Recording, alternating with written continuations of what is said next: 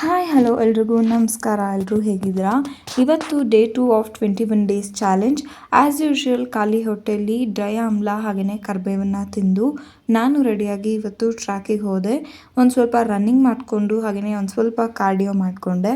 ನನ್ನ schedule actually ಜಿಮ್ಗೆ weekly 4 times ಆಗಲ್ಲ, track ಕೂಡ 4 ಟೈಮ್ಸ್. ಸೊ ತುಂಬಾ ಚೆನ್ನಾಗಿತ್ತು. ಟ್ರ್ಯಾಕಲ್ಲಿ ಕೂಡ ನಾವು ಆಲ್ಮೋಸ್ಟ್ ರನ್ನಿಂಗ್ ಎಲ್ಲ ಮಾಡ್ತಾ ಇದ್ದೀವಿ.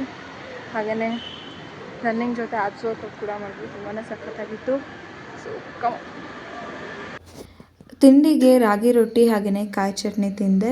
ಅದಾದಮೇಲೆ ನನ್ನೊಂದು ಸ್ವಲ್ಪ ಕೆಲಸ ಪೆಂಡಿಂಗ್ ಇತ್ತಂತ ಹೇಳಿ ಒಂದು ಸ್ವಲ್ಪ ವರ್ಕ್ ಮಾಡಿದಾದಮೇಲೆ ಮಧ್ಯಾಹ್ನ ಊಟಕ್ಕೆ ಅನ್ನ ಸಾಂಬಾರು ಹಾಗೆಯೇ ಸೌತೆಕಾಯಿ, ಅದ್ರ ಜೊತೆ ಒಂದು ಸ್ವಲ್ಪ ಮೊಸರನ್ನ ಕೂಡ ತಿಂದೆ.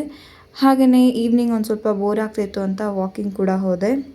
ವಾಕ್ ಮುಗಿಸ್ಕೊಂಡು ಬಂದಮೇಲೆ ನಾನು ಆಮ್ಲ, ಬೀಟ್ರೂಟ್ ಹಾಗೆಯೇ ಕ್ಯಾರೆಟ್ನ ಬಳಸ್ಕೊಂಡು ಜ್ಯೂಸ್ ಮಾಡ್ಕೋತಾ ಇದ್ದೀನಿ. ಸೊ ಈ ಜ್ಯೂಸನ್ನ ಕುಡಿಯೋದ್ರಿಂದ ಸಾಕಷ್ಟು ಹೆಲ್ತ್ ಬೆನಿಫಿಟ್ಸ್ ಇದೆ. ಇದು ನಮ್ಮ ಹಿಮೋಗ್ಲೋಬಿನ್ನ ಇನ್ಕ್ರೀಸ್ ಮಾಡುತ್ತೆ ಹಾಗೆಯೇ ಬ್ಲಡ್ನ ಪ್ಯೂರಿಫೈ ಮಾಡುತ್ತೆ. ಇದರಿಂದ ನಮ್ಮ ಹೇರ್ ಗ್ರೋತ್ ಆಗಲಿ ಸ್ಕಿನ್ ಟೆಕ್ಸ್ಚರ್ ಆಗಲಿ ಇಂಪ್ರೂವ್ ಆಗುತ್ತೆ.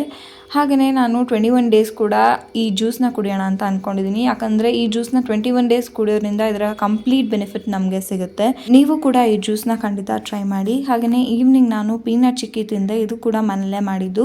ಈ ರೆಸಿಪಿನ ನಿಮ್ಮೊಟ್ಟಿಗೆ ಖಂಡಿತ ಶೇರ್ ಮಾಡ್ತೀನಿ. ಇದಾದಮೇಲೆ ರಾತ್ರಿ ಊಟಕ್ಕೆ ಅನ್ನ ಸಾಂಬಾರು ಹಾಗೆಯೇ ಸೌತೆಕಾಯಿನ ತಿಂದು ಫೇಸ್ ಪ್ಯಾಕ್ ಹಚ್ಕೊಂಡು ಸ್ವಲ್ಪ ಹೊತ್ತಾದಮೇಲೆ ಒಂದು ಆಯುರ್ವೇದಿಕ್ ಆಯಿಲ್ನ ಯೂಸ್ ಮಾಡ್ತಿದ್ದೀನಿ. ಅದು ಅಪ್ಲೈ ಮಾಡಿಕೊಂಡೆ. ಸೊ ಇದಾಗಿತ್ತು ನನ್ನ day 2. Meet you all tomorrow. Bye bye.